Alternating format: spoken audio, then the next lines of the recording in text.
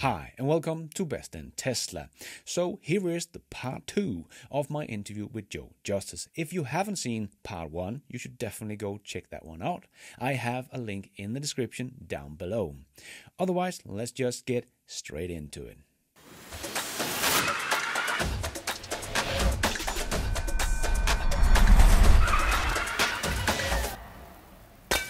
Agile and Agile at Tesla are two very different things, I feel, like what you're teaching in Agile. But you have also said that Agile E or Agile Europe could teach Tesla some things. What are the missing pieces of Agile that you think Tesla could learn?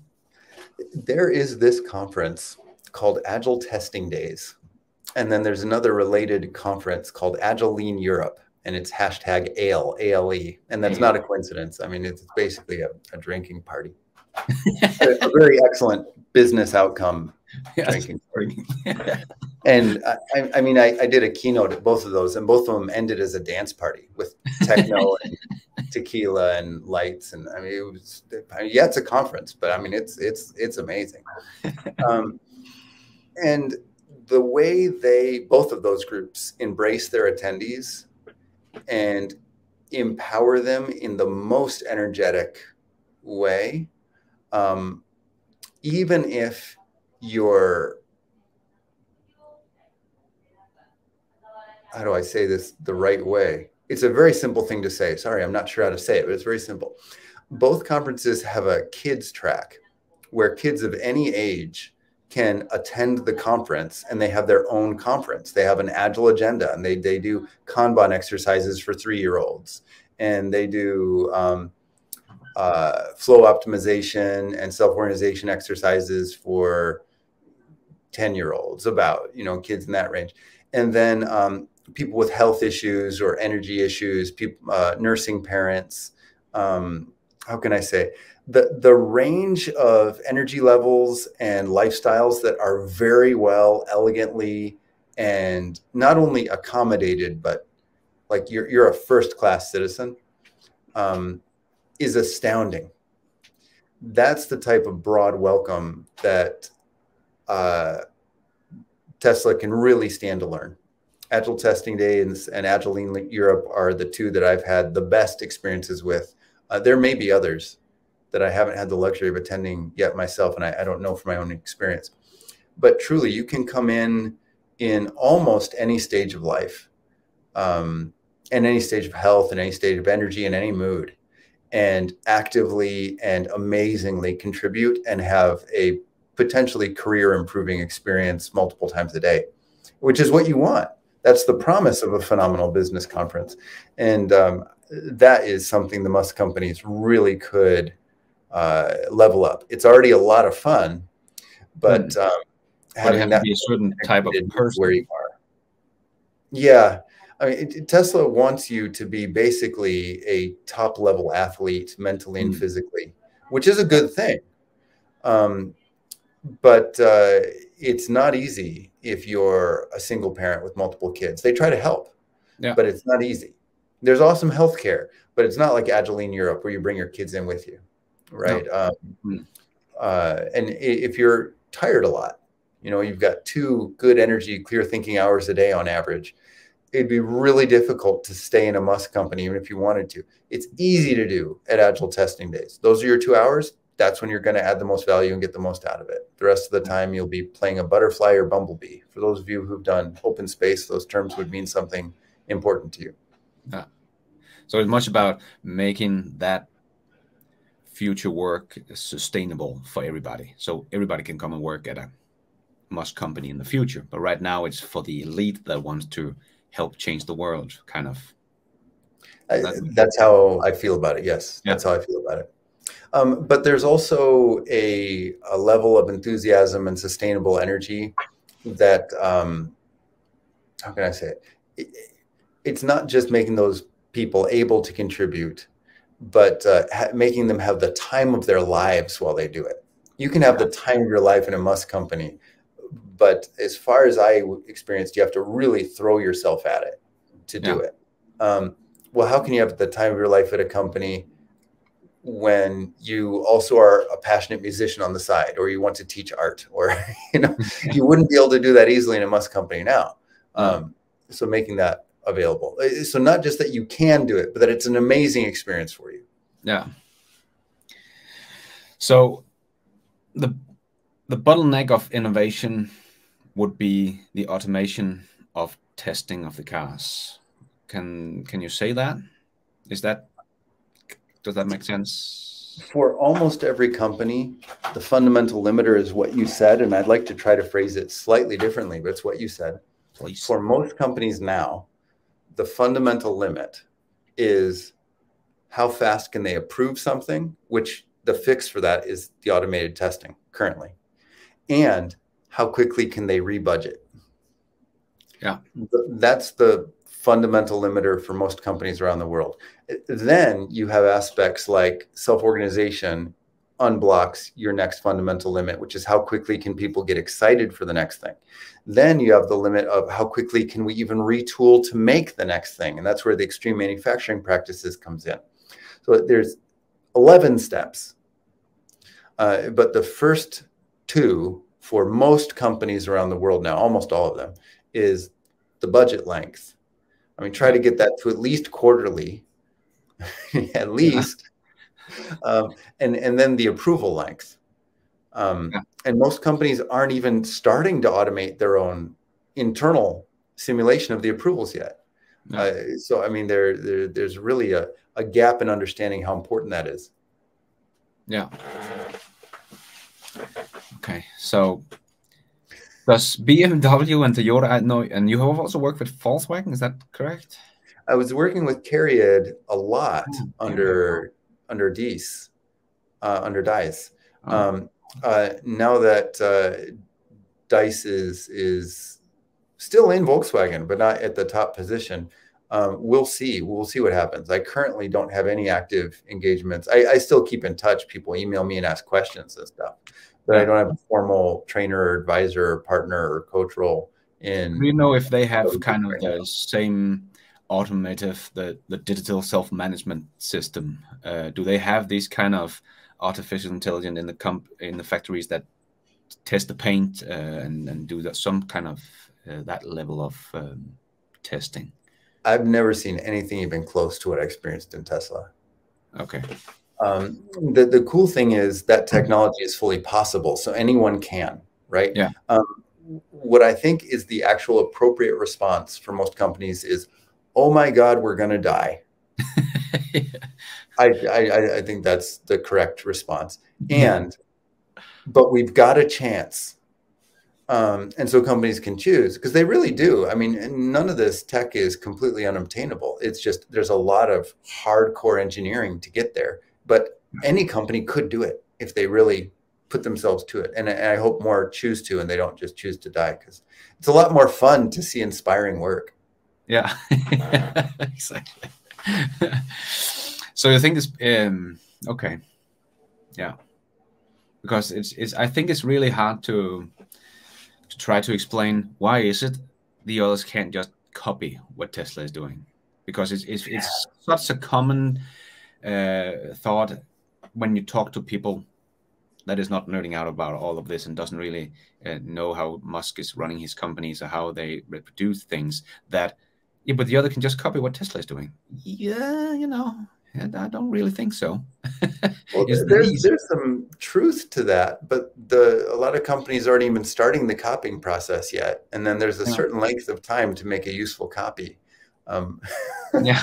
So, I mean, like more than a decade in some of these cases. Yeah. And then if you copy and then put that into an existing model change cycle, it'll be more than 20 years until the response arrives, and there'll be a response to something that happened 20 years ago. I mean, that's what we're seeing right now. We are right now seeing responses to the original Tesla Model S. Yeah. And these cars are actually not quite as good because they're copies, but they are legitimate responses. Like, people listened. They did. Yeah. They're legitimate responses. Not quite as good because it's the first copy, right? Yeah. But to a car that came out in 2011. Yeah. I mean, I have a lot of respect for the engineering that went in. and I really want to give a lot of people a hug.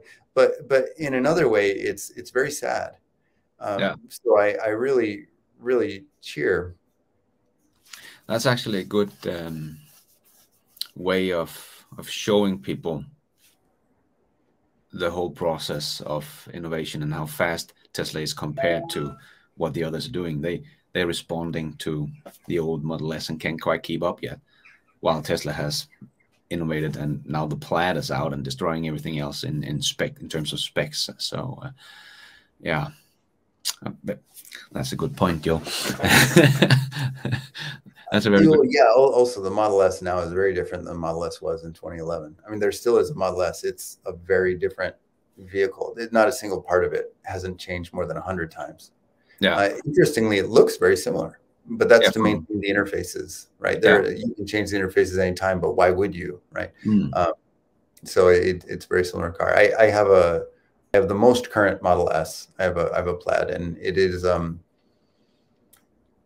it's insane. I mean, it's really nuts. I mean, a quarter mile in 8 seconds. Yeah. It's ridiculous. It's faster than skydiving. I've gone skydiving. So you accelerate 1 G, right? Well, it's 1.2 Gs. It's faster than skydiving. It's insane. Yeah, that's kind of. Well, and it's just like a really livable car. I mean, the air conditioning is really nice. It's very quiet. Yeah, exactly. It's all those things. It's a very livable luxury sedan. Honestly, it's way too big for me. I like compact cars, so I'm hoping for a Plaid sub Model 3. The Model 3 is a little big for me. I hope the Roadster is probably going to be almost as big as the S. That's what people like to do with high-end cars, but I like compact stuff. Yeah. So if I should explain very shortly, what is Agile? What I would say reduce the cost to make change. And by that, I mean like the emotional cost, like how frustrated are you to make change? You know, how many steps do you have to go through? How many approvals? How much paperwork? You know, reduce the cost, financial and also just energetic cost to make change.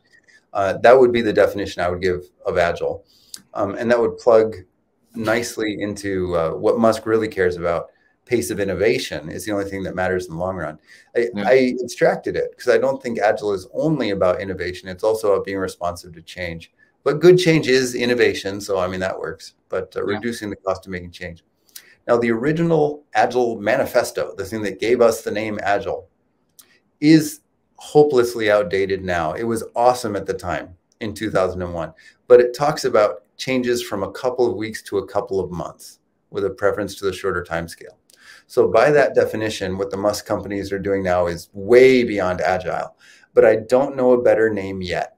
We are way past the point of needing rebranding. Calling it Agile really does mix it with a lot of other things that are not nearly as cool and frankly uncompetitive.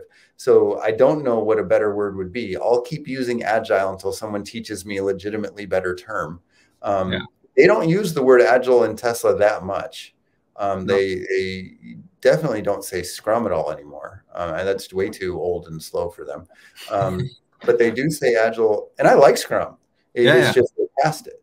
You know, a lot of companies can benefit from things. I don't know if everyone listening even knows what Scrum is. It's an Agile method about teams. And Tesla's just too fast for that now. But a lot of companies would benefit from that. You know, it'd be a step towards where they want to go. The definition of Agile is the Agile Manifesto. That's what it is. And it talks about changes as fast as a couple of weeks. So, I mean, it's good ideas pointing in the right direction, but that's the best people could even think of in 2001. Yeah. We're past that now. And now it's 60 new parts a day with the embedded software in them, with the supply chain updates, approved, in production, on sale, maintenance plans, all of it a day. So do we still call that Agile? That's the best I got. When I operated in Tesla, we did call it Agile at Tesla. But I'd be interested in what the next word is. Plaid manufacturing. I don't know, but it's not just manufacturing. It's all the R&D and management that goes with it. So what do you call it? Plaid business? Awesome. Yeah, what the hell do you call that? For Well, now, that I'll say agile hardware. And that's what I got for now. But let me know when you come up with the better term in your book. Teach me so I can start using that. yeah, will do. Agile. Okay, so that's also kind of in the book, so maybe your book, that agile is trying to get it down to weekly changes. Is that? Man, I'd say once a week is your initial target. Like that's almost your upper bound. Okay. Because I mean, shorter is better, period. And the best of the best is doing it in hours or even less. Yeah. So if you want to be good, you should be aiming for the best of the best, right? Yeah. So when I But lay most out, companies that is trying to, when you teach agile, you're not trying to teach them how the Musk companies are doing it. I'm sharing exactly how the Musk companies are doing it. Okay. When I teach agile hardware development courses, I say, this is how the Musk companies onboard new people to create this culture. This is how those people make financial decisions. This is how those people are evaluated or really lack thereof, right? This is how supplier management and contracting works. Boom, boom, boom, boom, boom. Then it's most companies are on 2-3 year short cadences and then 5-10 year significant cadences, major model changes. Okay. So I will celebrate their success if they can even cut that by 10%, go from a 10-year cycle to a 9-year cycle. Good job. You have made improvement. But yeah, the goal is to get it hourly. But it's real life. So celebrate each step on the way, right? 10%, 10%, 10%, 10%. In a few actual releases, we will get there, right? So awesome. But I do lay it out. I say, this is how it works in a Musk company. So if you're willing to take on this level of change, you can do this right now. Yeah. It's in the book, it's in the courses, etc. Yeah. Awesome. But if you're not Joe Justice and haven't worked at but you have a master degree in Scrum, what will you try to teach a company? How fast is that? So if BMW or the other guys are trying to become agile and they hire a coach to tell them how to do Scrum or do all these things, how fast is what is their goal to? A lot of companies have a stated goal of being 10x. So that would mean minor model changes. I mean, getting to be approximately monthly. Yeah. Okay. Which would be phenomenal, right? Yeah. And major model changes approximately annually. That would be phenomenal. It's not the goal. The goal is even faster, but that would be a very meaningful improvement. And most companies have that as a publicly stated goal around 10x. Then the next question is, how quickly do you want to achieve the goal? And the answer is yesterday, right? So I'd say that's the ambition of most major players right now. Yeah. Okay. So that would mean like Volkswagen also want to go down to less than a year from big model changes from where they are today. That would be the ambition. That is the stated ambition of most major players publicly. And I'd say the goal is quite a bit faster than should be quite a bit faster than that. But what amazing step. I mean, I would truly celebrate 10%, but I mean, they're talking about 10x. Awesome. I mean, let's go for it, everybody.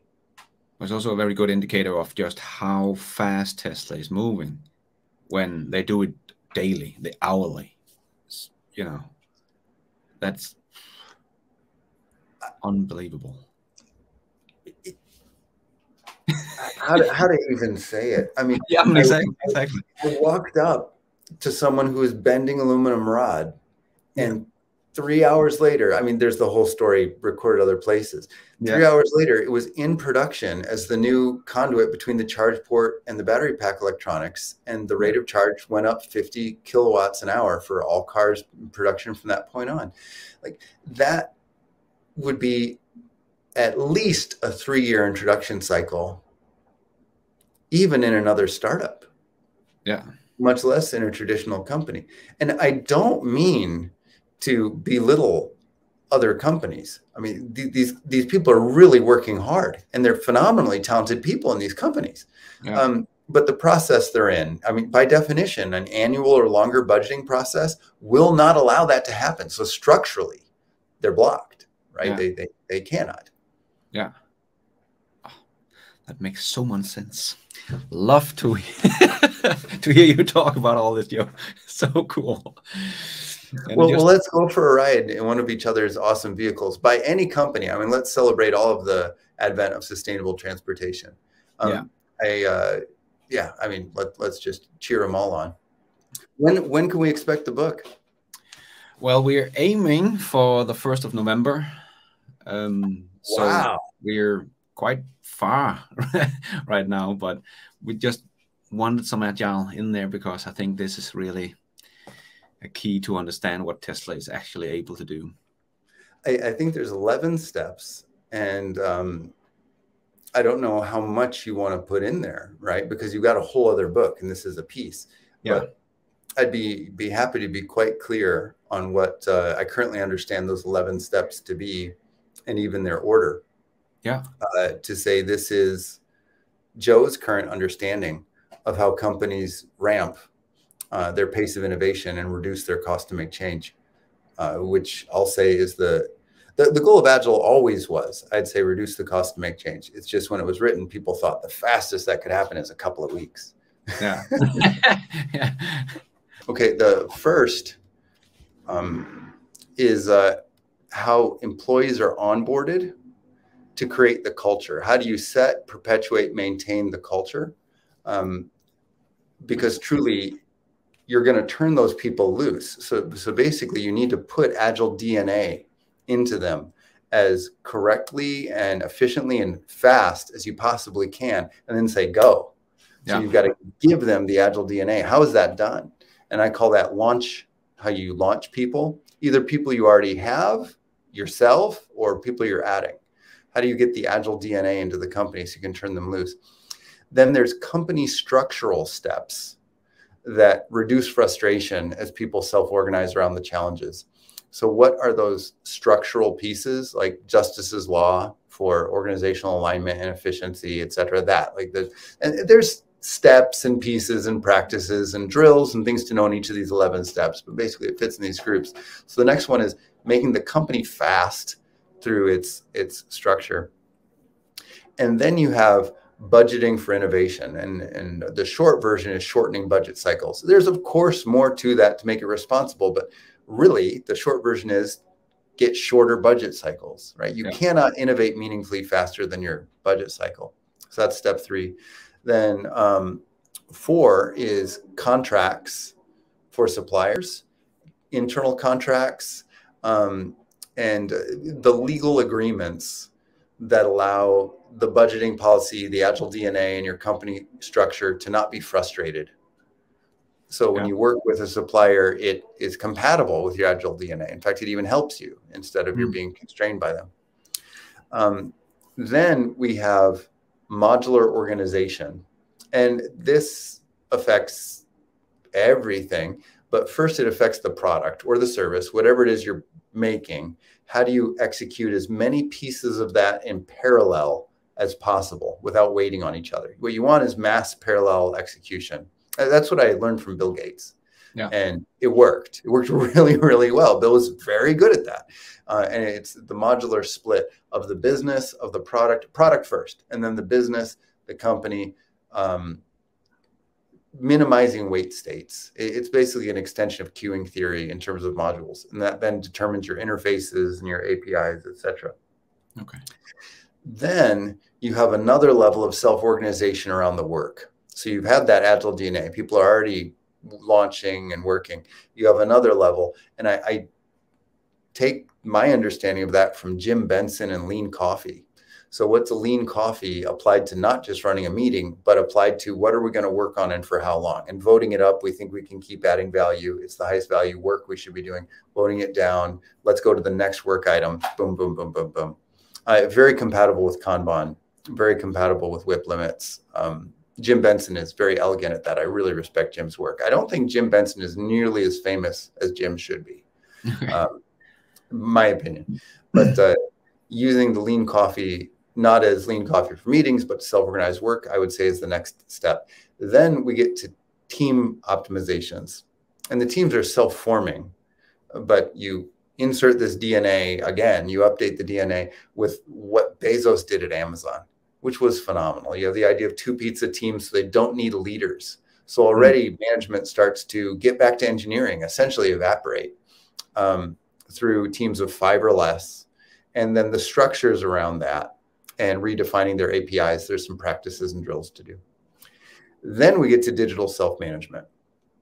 And that's introduced piece by piece by piece. Well, I mean, as fast as you can, but I will recommend at least piece by piece by piece.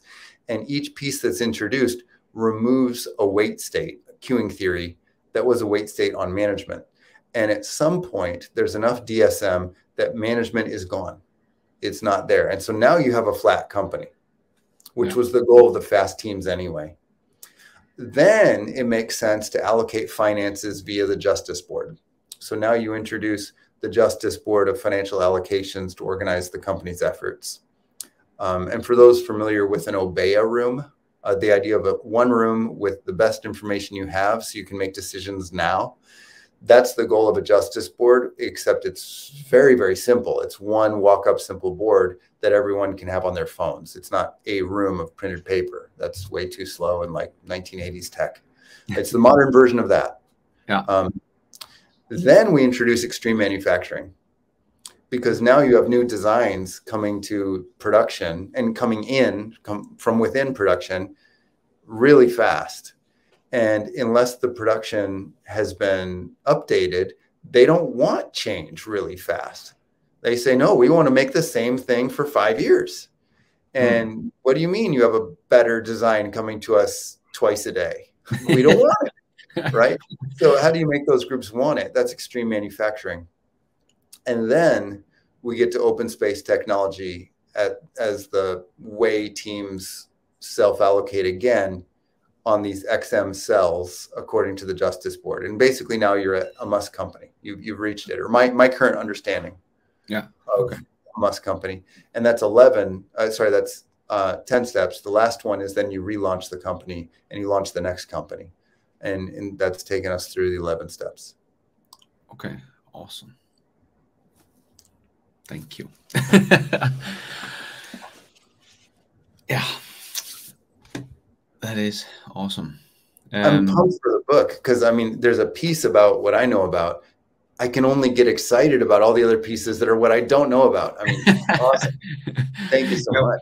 Yeah, we're just trying to, all this knowledge that this little community is gaining, we kind of want to try to tell people of what Elon Musk and his companies are doing to change the world for the better, and people better to understand Musk and his companies. And there's some aspects of the way Musk manages that I hope are manages, maybe the wrong word, executes, that are, I really hope, shown in your book. If they're not there already, please consider adding them. Because I don't think they're popular and they work. So Musk has this concept of do your chores. And part of that is you do it every day. And the chores are things that nobody wants to do usually. And you have to do them every day. And for Musk, part of that is eliminating any manager. Like the goal is 100% of hours worked is directly improving the product. And people start to like build offices or say, well, I need to work from home, and then make it an office and start to manage and not actually do the work. And it's very natural. There's like human inertia to do it. So part of Musk's daily work is doing the chores, encouraging those people to get back to engineering. And if they don't, give them a hug and push. You did great work, not here anymore. Every day, and including the suppliers, it is tireless, thankless work. And Musk does it every day. And it's super important to keep the level of trust this high, so that when you do walk in the company, you know everyone that's there is there to kick ass because Musk did the work for you. And you try to help, you try to, apply yourself, put out that vibe, find people who are flagging, getting tired, ask how you can help them, try to keep the culture of phenomenal execution. But really, Musk takes point on that. Then another is you just don't email. It's iMessage and Signal. Email is way too slow. There are very few emails. A lot of people in the Musk companies do not know what their email address is. They don't even know. And I think that's underappreciated because it's just too hard to understand for most other people's office environment. I mean, the amount of pushback from Musk says don't work from home shows that a lot of people don't understand like how fast this is. Do you have time to work from home when you're running a marathon? Can you run the Kona marathon from home? The Kona Ironman, Iron Woman, Iron Person from home? No. Like, I don't think they understand what the work environment is like. Yeah, exactly. Like Musk says you can't work from home. Like, do you know what the work is? Like, there's not even time to email. Like, let's go from home. So those two aspects. And then a lot of people do not get that there is 24/7, 365 operations on everything. Yeah. They just don't get it. So the software is 24/7, 365 all around the world. All supply chain, every aspect, the company, every piece of that company, legal, everything is 24/7, 365. And it doesn't mean you are working. I mean, you sleep. You're encouraged to take your vacation time or whatever, or take a sabbatical. Do what you need to do. You are given the time you want, for the most part. I mean, the reason I left was actually didn't get time for my son's birthday, so it didn't always happen. That was tough. But in general, you get the time you need. You only need to work 3 days a week in a Musk company. 3 days one week, 4 days the next week, alternating. That's all you need to do. You can work all 7 if you want, and many people do, but you only need to work 3 or 4 days a week. That's it. But a lot of people don't understand this execution is 24/7, 365. So you don't have your own project. You could not, because you are not 24/7, 365. Yeah. So that means whenever you're not, first, you're working on it in a mob.